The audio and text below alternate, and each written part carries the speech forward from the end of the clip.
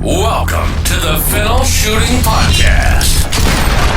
Fueled by Fiocchi, the industry standard that champions trust. If you're a clay target shooter, then we have something for you. Speaking with some of the best in the industry about the game you're passionate about. Follow us at the Clay Lab on YouTube and Spotify. The Fennell Podcast is also brought to you by the Clay Lab, Ranger, Krieghoff International, Briley Manufacturing, Long Range, Rainier Shotgun Sports, Mech Outdoors, Greenwood Custom Stocks, Electronic Shooters Protection, and Westside Sporting Grounds. Here's your host, Will Fennell of the Fennell Shooting School.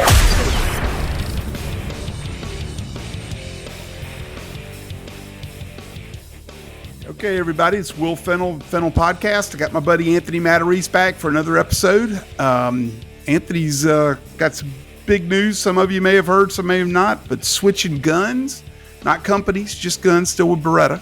So tell us about your new gun, and Anthony, and let's talk about how somebody goes through changing guns. Can be kind of intimidating. Yeah, good question. So first, I'll just give you, I shot the DT11 starting in 2013 was my first season with that. So 11 full seasons, I guess. 11 full seasons with the DT11. Great gun. Loved it. For an over and under, not a lot of recoil. Gun pattern's good. One thing, Anthony, I remember I got my first DT11. And it was shipped into me at M&M. I was up there teaching or doing something with you. I remember it like it was yesterday. I tell people the story all the time of me and you went out and shot together. Yeah, we went out and shot it. And I'll never forget, you shot some great big crosser and just balled it up 4 or 5 times in a row. And you turned around and looked at me and you said, I get one of these things. I may never miss a crossing bird ever again. What I remember, though, more than anything, I don't remember that. But what I remember more than anything was, I shot a semi-auto. I was shooting a semi-auto at that time. I shot the semi-auto for 18 years. And I remember shooting your DT11, which was kind of new into the country at the time, right? So I hadn't shot one. Very few people had shot one. And I remember going, Will, does this thing kick less than your DT10? It feels like this thing doesn't kick that much. And you're like, yeah, man, I think it kicks less, and They definitely have a good technology with that barrel. Absolutely. There's no question. And the gun shot well for me, et cetera. They have a new gun out called the SL2. And a long story short, they're going to offer it to one of our Beretta team members to shoot it. They offered it to me first. And it's got a thinner profile, thinner action, not the bigger ears on the DT11. So that intrigued me, having less gun kind of right in my eye. Yeah. Back to talking about seeing around the gun, which we talked about in the previous podcast. Right. Should be a little easier to see around the gun when I, saw the kind of the prototype, and also, Beretta, they had mentioned, that they think the performance of this gun with the barrel, et cetera, will be as good or better, than the technology that they had in the DT11, which I'm a pretty firm believer in the technology they have in the DT11 barrel. So I said, hell yeah, sign me up. I'll try it. Right. So here we are. I got a new stock made. Jim Greenwood built a stock for me, went out there and did that with him. I've got about 1,000 rounds in the gun so far. Which is not a lot considering I'm going to the Jack Links next week. 1,000 rounds is not really that much, but I feel pretty good with it. I mean, certain instances, I'm generally not one to, do a lot of talking about my shooting and kind of let my shooting do the talking. I feel good with it though. I mean, certain instances when I'm shooting it, I feel like, man, I can shoot this freaking thing better than I can shoot my DT11.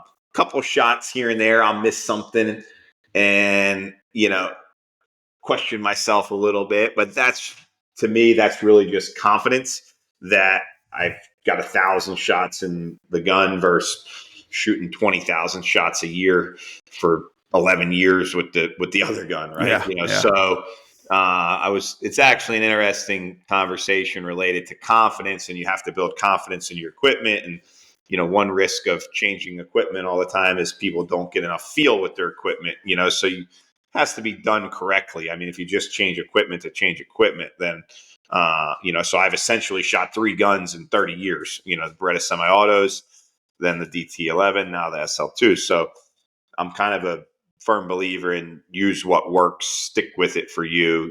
If the equipment's not right for you, obviously find something new.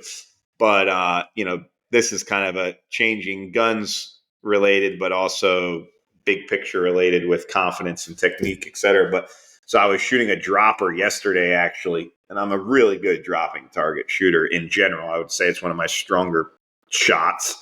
And it wasn't an easy one, but I thought I should be able to hit 10 in a row, for what it looked like. And I just wasn't 100%. I wasn't hitting it. I was hitting 4 out of 5, and then I hit, 7 out of 8. And so I was working on it, and I shot a few of them the day before, and I shot them a few again yesterday at the end of the day after doing lessons. And I had like a box of shells left, and I went back to it, with the last box of shells that I had before I quit. And it's getting dark, but on my last 5 shots, okay, I'm trying to figure out what I'm doing wrong. I'm tried starting closer to the bird, tried starting further under the bird, trying to feel like I'm just trust myself, look at the bird, stay with the bird more, stay with the bird less. Okay. And in the last 5 shots, I'm like, all right, make sure that if I pull the trigger, when I'm pulling the trigger, I want to basically be able to see the biggest piece and shoot it again, while I'm still in the gun. Right. Okay. And I freaking center punched 5 targets in a row. And I'm like, Jesus Christ, I'm taking my eye off the bird. Okay. You're not trusting all the way to the end. I'm taking my eye off the bird. But that's related to the equipment, right? So you're down. It's related to the missing. Okay. Yes. But the missing is related to the equipment. Okay.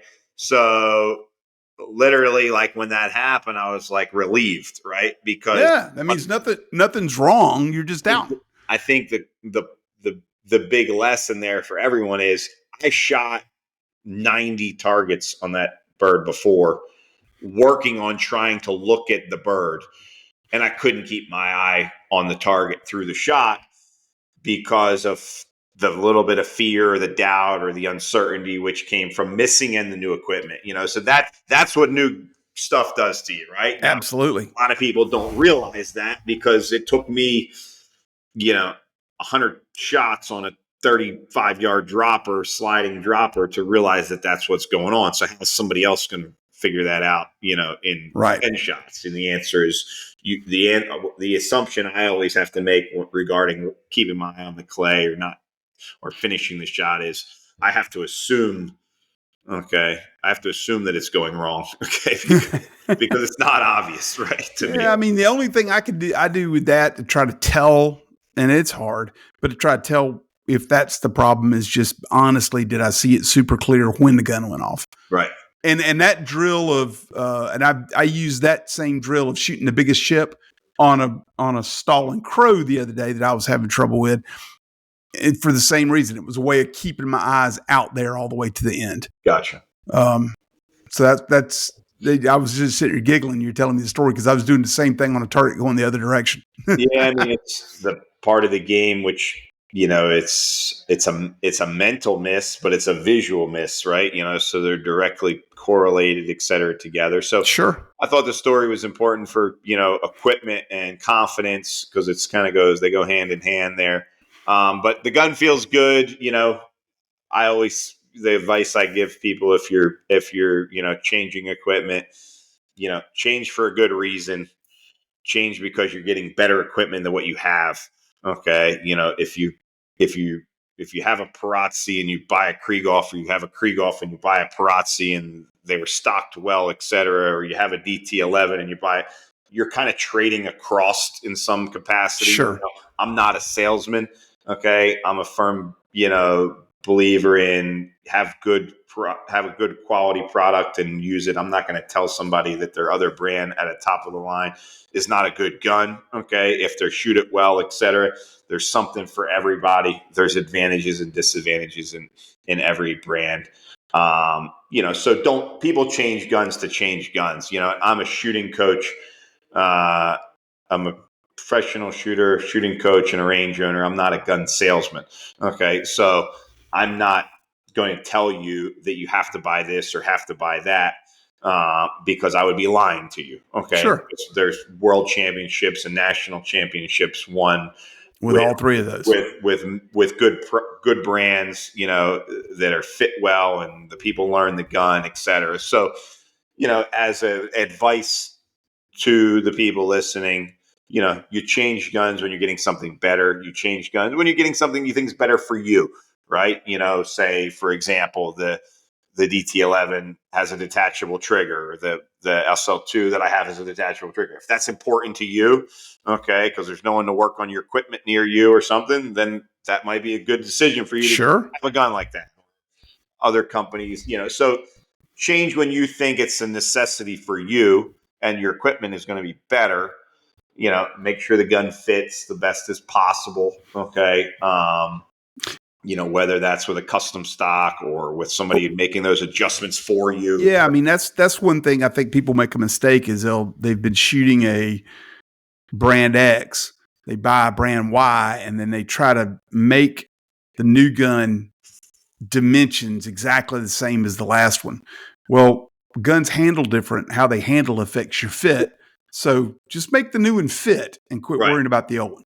Yeah, I mean, some guns have a higher point impact than other guns. Sure. Right? So you look down the barrel, you can be looking down the barrel and have your eye at what looks like 50-50. If you're looking down the rib, maybe the beads stacked together, and that might be 50-50 on one gun and 65-35 on another gun. And there's guns out there that I know there's guns out there that within a brand recently it's been shooting a little low. Yeah, so just a little low. Yeah, you had to bring this way up higher than you would think. So if you duplicated your dimensions, it's not going to work, or it's not going to be the same. Put it that way. It might work eventually.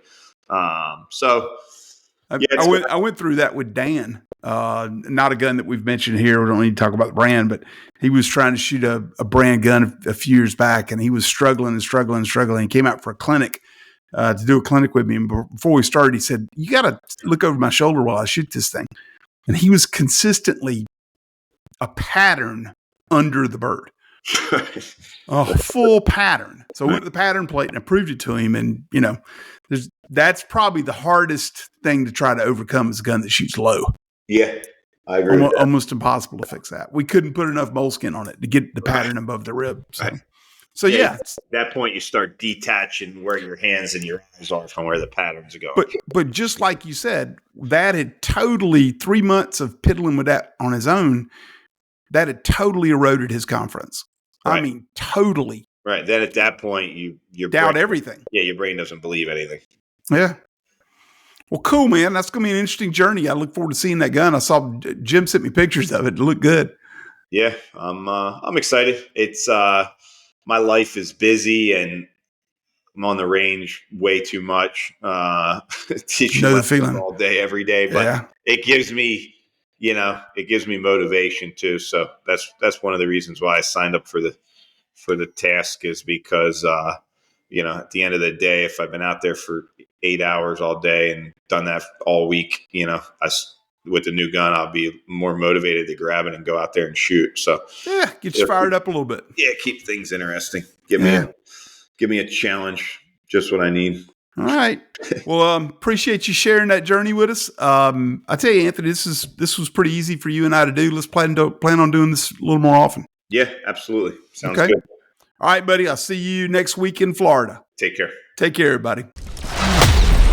Thanks for joining us. Remember to subscribe on YouTube and Spotify to the Clay Lab. That way you never miss an episode. We'll catch you here next time on the Fennell Podcast.